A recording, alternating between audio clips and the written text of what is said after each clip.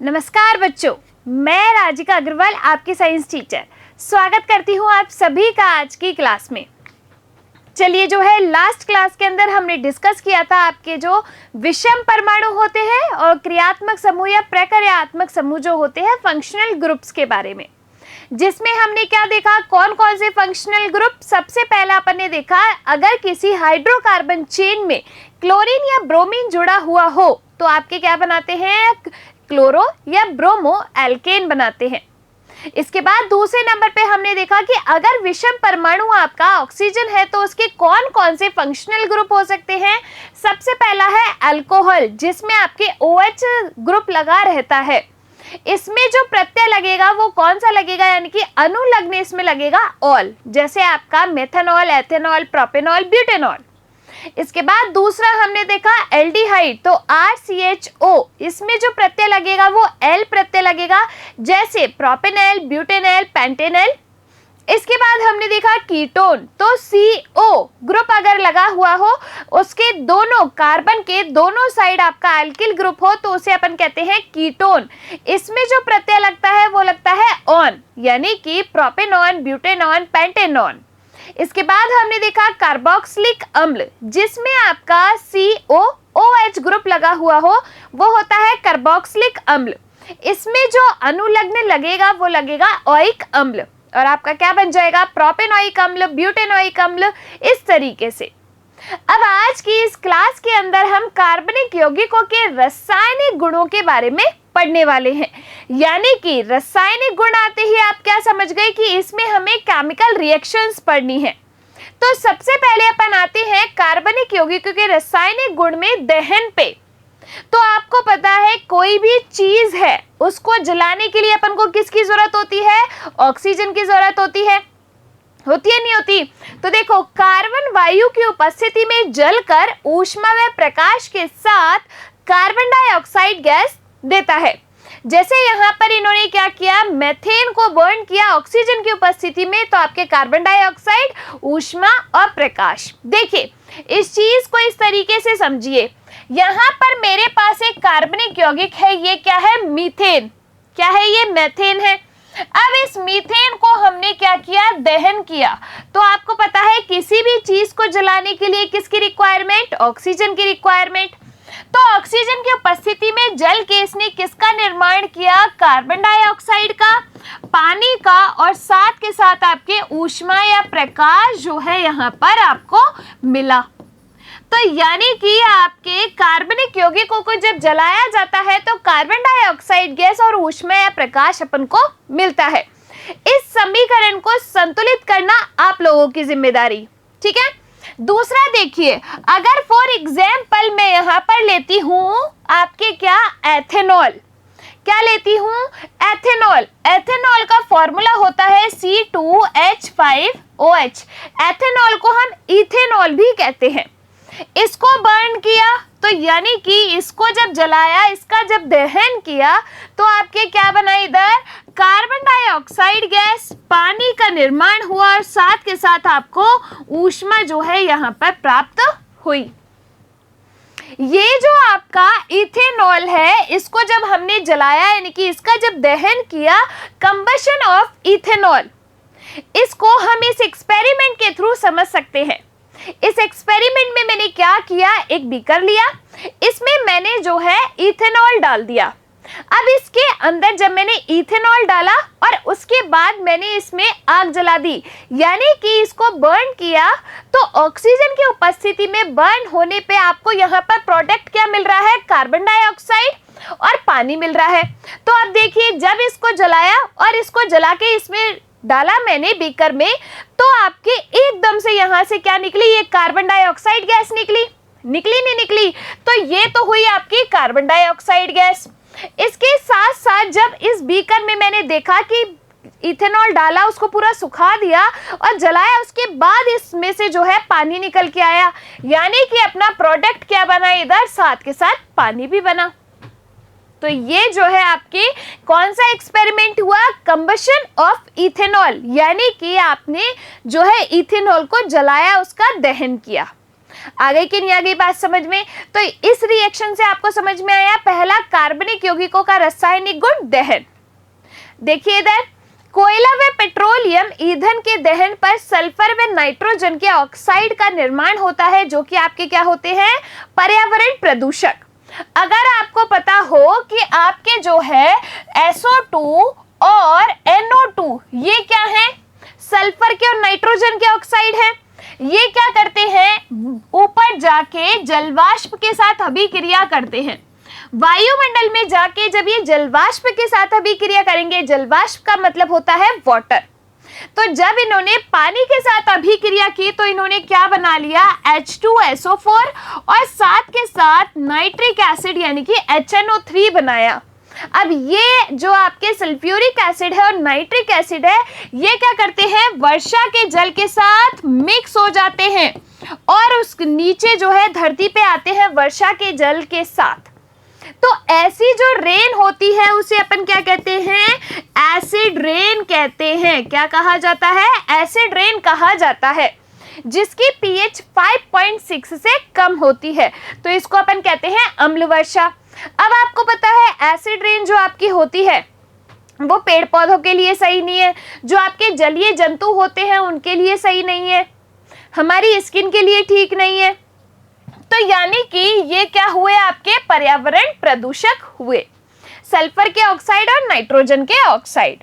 चलिए आगे देखिए, संतृप्त हाइड्रोकार्बन जलने पर आपके क्या देते हैं, स्वच्छ नीली ज्वाला देते हैं, जबकि असंतृप्त हाइड्रोकार्बन काले धुएं वाली पीली ज्वाला देते हैं। देखिए आपको पता है आपका LPG क्या, लिक्विड पेट्रोलियम गैस, जिसको अपन क्या कहते हैं, द्रवित पेट्रोलियम गैस भी कहते हैं। आपको पता है कि आपके घरों में जो LPG सिलेंडर होता है उसके अंदर कौन सी गैस होती है, उसके अंदर होती है आपकी प्रोपेन गैस और आपके कौन सी, ब्यूटेन गैस होती है। ये क्या है, आपकी संतृप्त हाइड्रोकार्बन है कि नहीं भाई, प्रोपेन एल्केन है ना, ब्यूटेन एल्केन है, यानी कि संतृप्त हाइड्रोकार्बन है। अब आपने देखा होगा उस LPG को जब आप जलाते हो, यानी कि सिलेंडर को जब आप जलाते हो, सिलेंडर नहीं भाई, गैस जो आपकी आ रही है उस सिलेंडर से होते हुए, तो चूल्हे को जब आप जलाते हो तो उसमें नीली कलर की ज्वाला आपको देखने को मिलती है। अब क्या उसको जलाने पर आपको धुआं नजर आता है, नहीं आता ना, तो वो आपकी कौन सी गैस देती है, स्वच्छ नीली ज्वाला देती है। जबकि आपके असंतृप्त हाइड्रोकार्बन अपन जलाते हैं तो काले धुएं के साथ कैसी ज्वाला देंगे, पीली ज्वाला देते हैं। आई कि नहीं आई बात समझ में? तो संतृप्त हाइड्रोकार्बन आपके स्वच्छ नीली ज्वाला, उसको याद रखिएगा आप किससे, LPG से, ठीक है। चलिए अब आगे चलते हैं।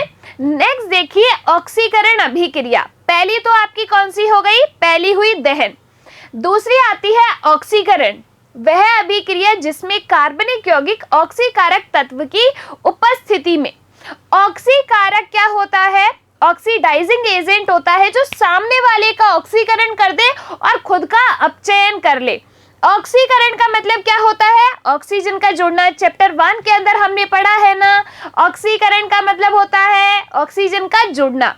तो यानी कि ऐसा तत्व जिसकी उपस्थिति में जो हमारे पास अभिकारक है ना, उसमें ऑक्सीजन जुड़ जाए, यानी कि उसका ऑक्सीकरण हो जाए, तो ऐसी अभिक्रिया को अपन क्या कहते हैं, ऑक्सीकरण।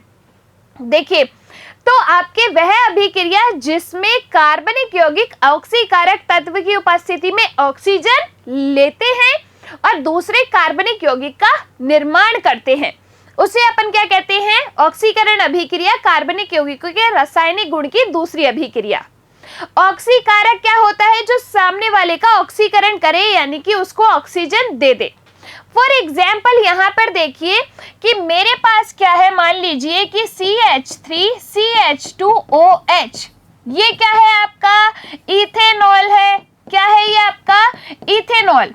अब इस इथेनॉल को आपने क्या किया, किसकी उपस्थिति में, ऑक्सीकारक चाहिए हमको, तो इसमें अपन ने क्षारीय पोटेशियम परमैंगनेट, जिसे अपन कहते हैं KMnO4, या फिर आपका अग्निकृत K2Cr2O7, ये क्या है आपका, पोटेशियम डाइक्रोमेट है। ये दोनों क्या है आपके, ऑक्सीकारक कारक हैं। अब इनकी उपस्थिति में ये जो आपका एक प्रकार का कार्बनिक यौगिक है जो कि अल्कोहल है, ये कन्वर्ट हो जाएगा आपका कार्बोक्सिलिक अम्ल में। तो आपका यहाँ पर क्या बन जाएगा, CH3COOH।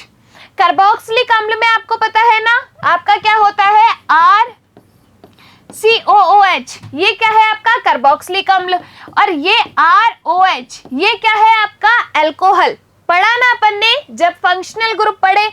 देखो अगर मैं इसको यहाँ पर ओपन करके लिखूं तो R आपका क्या हो गया, CH3CH2, यानी कि देखो CH3CH2 और ये आपका OH, ये हो गया अल्कोहल यानी कि इथेनॉल। इसको किसकी उपस्थिति में, इसमें देखो यहाँ पर एक ही ऑक्सीजन है कि नहीं है। अब इन ऑक्सीकारक की उपस्थिति में इनका क्या हुआ, ऑक्सीकरण हुआ नहीं हुआ। इनके ऑक्सीकरण होने से इसमें ऑक्सीजन जुड़ेगी ना, तो ये जो आपका अल्कोहल है किस में कन्वर्ट हुआ, कार्बोक्सिलिक अम्ल में। तो देखो अगर मैं इसको ओपन करके लिखूं तो आपका ये क्या हो गया, R यानी कि CH3, और ये आपका COOH, ये हुआ नहीं हुआ, तो CH3COOH आपका बन गया। यानी कि देखो यहाँ पर तो एक ही ऑक्सीजन थी, यहाँ पर एक और ऑक्सीजन आ गई, यानी कि ऑक्सीजन जुड़ गई कार्बनिक यौगिक में। तो ये आपका क्या हो गया, ऑक्सीकरण अभिक्रिया हुई नहीं हुई, किसकी उपस्थिति में, तो आपके पोटेशियम परमैंगनेट या फिर आप कह सकते हैं K2Cr2O7 पोटेशियम डाइक्रोमेट। ठीक है, आ गई बात समझ में। तो ऑक्सीकारक की उपस्थिति में आपकी ये अभिक्रिया होगी। देखिए इधर यहाँ पर कि आपके किस तरीके से क्षारीय पोटेशियम परमैंगनेट KMnO4 लिया अपन ने, और अम्लीकृत पोटेशियम डाइक्रोमेट K2Cr2O7। यहाँ पर आपके जो अल्कोहल है CH3CH2OH यानी कि इथेनॉल, इनकी उपस्थिति में किस में कन्वर्ट हो गया, कार्बोक्सिलिक अम्ल में कन्वर्ट हो गया। आई कैन यही बात समझ में। ये हुआ आपका दूसरा रासायनिक गुण। तीसरी अपन बात करते हैं संयोजन अभिक्रिया की। तो संयोजन अभिक्रिया का मतलब क्या होता है, जुड़ना। क्या होता है, संयोजन अभिक्रिया का मतलब होता है आपका जुड़ना। होता है नहीं होता है। तो देखो असंतृप्त यौगिकों को संतृप्त यौगिक बनाने के लिए परमाणु या परमाणुओं के समूह को असंतृप्त यौगिकों में जोड़ा जाता है। संयोजन का मतलब होता है जोड़ना, तो इसे संकलन या संयोजन अभिक्रिया कहते हैं। यह अभिक्रिया उत्प्रेरकों की सहायता से होती है। अब इसको इधर समझो। तीसरी अभिक्रिया जो है अपनी संयोजन अभिक्रिया, इसमें जो है आपको असंतृप्त हाइड्रोकार्बनों को किस में कन्वर्ट किया जाता है, संतृप्त हाइड्रोकार्बन में कन्वर्ट किया जाता है। किसकी उपस्थिति में, तो ये आपकी उपस्थिति में होती है किसी भी उत्प्रेरक की उपस्थिति में। उत्प्रेरक हमने ले लिया मान लीजिए निकेल या फिर पैलेडियम। ठीक है, अब अपन ने क्या कहा कि असंतृप्त यौगिकों में किसी भी परमाणु या परमाणु का समूह अपन को जोड़ना है जिससे आपके संतृप्त यौगिक में क्या हो जाए, कन्वर्ट। तो मैंने मान लीजिए इसमें क्या जोड़ दिया, हाइड्रोजन जोड़ दिए। ठीक है, हाइड्रोजन जोड़ दी। अब इसमें 2 हाइड्रोजन अपन को जोड़ना है, तो आपका ये क्या बन जाएगा, संतृप्त जो है यौगिक बन जाएगा। इस अभिक्रिया को अपन हाइड्रोजनीकरण भी कहते हैं। क्या कहा जाता है, हाइड्रोजनीकरण अभिक्रिया भी कहते हैं। कैसे, क्योंकि इसमें हाइड्रोजन जो है वो जुड़ रहा है, संयोजित हो रहा है। अब देखो असंतृप्त हाइड्रोकार्बन, असंतृप्त में आपके कौन आते हैं, एल्कीन आएगा और एल्काइन आएगा। आएगा नहीं आएगा। एल्कीन में मान लीजिए कि मैंने यहाँ पर ले लिया ये एल्कीन, ये इस तरीके से ये अपने पास क्या है, एल्कीन है। ठीक है, कार्बन कार्बन के बीच में आपका डबल बॉन्ड यानी कि आपका हो गया एल्कीन। किसकी उपस्थिति में, उत्प्रेरक की उपस्थिति में, तो निकेल या फिर आपका पैलेडियम, ये क्या है आपके उत्प्रेरक है। और आप इसने इसमें क्या किया, हाइड्रोजन जोड़ा है। तो देखो यहाँ पे जो आपके एल्कीन है उसको आपको किस में कन्वर्ट करना है, संतृप्त हाइड्रोकार्बन में, निकेल और पैलेडियम की उपस्थिति में। तो यहाँ पर अब क्या होगा, ये आपके संतृप्त हाइड्रोकार्बन में कन्वर्ट हो जाएगा, यानी कि इसमें दो हाइड्रोजन आपके क्या हो गए, जुड़ गए, दो हाइड्रोजन जुड़ गए। तो इधर से एक हाइड्रोजन ये जुड़ गया और एक हाइड्रोजन ये जुड़ गया, तो आपके कार्बन की संयोजकता हो गई पूरी 4, 1 2 3 4, 1 2 3 4। तो यानी कि आपका असंतृप्त हाइड्रोकार्बन एल्कीन जो है वो कन्वर्ट हो गया किसमें, एल्केन में। तो ये प्रक्रिया आपकी क्या कहलाती है, हाइड्रोजनीकरण अभिक्रिया भी कहते हैं, और इसको कार्बनिक यौगिकों की संयोजन या संकलन अभिक्रिया कहते हैं। आई कैन यही बात समझ में। पहली अपन ने देखी दहन, दूसरी हमने देखी ऑक्सीकरण, तीसरी हमने देखी संकलन। चलिए देखिए संकलन में क्या हुआ, कुछ उत्प्रेरक आपके पैलेडियम या फिर निकेल। निकेल उत्प्रेरक का उपयोग वनस्पति तेलों के हाइड्रोजनीकरण में किया जाता है। संकलन अभिक्रिया का उदाहरण क्या है आपका, तो ये जो आपके एल्कीन है, असंतृप्त हाइड्रोकार्बन है, उसको निकेल उत्प्रेरक की उपस्थिति में संतृप्त जो चेन है यानी कि संतृप्त जो यौगिक है उसमें कन्वर्ट कर दिया। आ गई बात समझ में। तो ये क्या है आपकी संकलन अभिक्रिया। आगे देखिए, भोजन पकाने के लिए असंतृप्त वसा अम्लों वाले तेलों का उपयोग करना चाहिए। अब आप कहोगे कि मैम असंतृप्त हाइड्रोकार्बन को तो कन्वर्ट कर दिया संतृप्त हाइड्रोकार्बन में, तो जब अपन को भोजन पकाने के लिए असंतृप्त हाइड्रोकार्बन यानी कि असंतृप्त जो वसा अम्ल वाले तेल है उनका यूज करना चाहिए, तो संतृप्त में अपन ने चेंज ही क्यों किया इसको, क्योंकि ये जो आपके संतृप्त हाइड्रोकार्बन होते हैं इनको स्टोर करना इजी होता है, इसीलिए असंतृप्तों को कन्वर्ट कर देते हैं किसमें, संतृप्त में। ठीक है, आ गई बात समझ में। चलिए नेक्स्ट देखते हैं अपन प्रतिस्थापन अभिक्रिया। तो प्रतिस्थापन अभिक्रिया क्या होती है, संतृप्त यौगिकों में उपस्थित परमाणु या परमाणुओं के समूह को जब कोई परमाणु क्या कर दे, प्रतिस्थापित कर दे, तो उसे अपन प्रतिस्थापन अभिक्रिया कहते हैं। जैसे मान लीजिए कि मेरे पास यहाँ पर क्या है, ये मीथेन, इसने जो है सूर्य के प्रकाश की उपस्थिति में क्लोरीन के साथ अभिक्रिया की, तो इस क्लोरीन ने इस हाइड्रोजन को क्या कर दिया, प्रतिस्थापित। यानी कि मान लो कि इस मीथेन के पास क्या थे, 4 हाइड्रोजन थे, तो इसने क्या किया, इस 4 हाइड्रोजन में से एक हाइड्रोजन को प्रतिस्थापित करके उसकी जगह बैठ गया और एक हाइड्रोजन जो है Cl के साथ निकल के HCl बना लिया। तो आपका क्या प्रोडक्ट बन गया, CH3Cl प्लस HCl। ये क्या है आपका, क्लोरोमेथेन है कि नहीं, ये आपका क्लोरोमेथेन पढ़ा था ना अपन ने, क्लोरोमेथेन बनाना, तो ये क्या है, क्लोरोमेथेन। तो यहाँ पर आपका क्लोरीन एक विषम परमाणु है जो कार्बन मेथेन से हाइड्रोजन को क्या कर रहा है, प्रतिस्थापित कर रहा है। आई कैन यही बात समझ में। ये क्या थे, आपके कार्बनिक यौगिकों के रासायनिक गुण थे। एक बार रिपीट करें, देखिए सबसे पहले हमने पढ़ा दहन अभिक्रिया, कार्बनिक यौगिकों का दहन कैसे किया कि आपने जो है कार्बनिक यौगिक लिया, उसको ऑक्सीजन की उपस्थिति में जलाया, तो आपके देखो कार्बनिक यौगिक है, उसने ऑक्सीजन की उपस्थिति में दहन होके आपके क्या बना, ऑक्सीजन की उपस्थिति में दहन होके कार्बन डाइऑक्साइड और साथ में आपके ऊष्मा या प्रकाश बनी। ये अपन ने पढ़ा, पहला पढ़ा नहीं पढ़ा। जैसे अपन ने यहाँ पर मेथेन को बर्न किया तो आपके कार्बन डाइऑक्साइड और ऊष्मा मिली।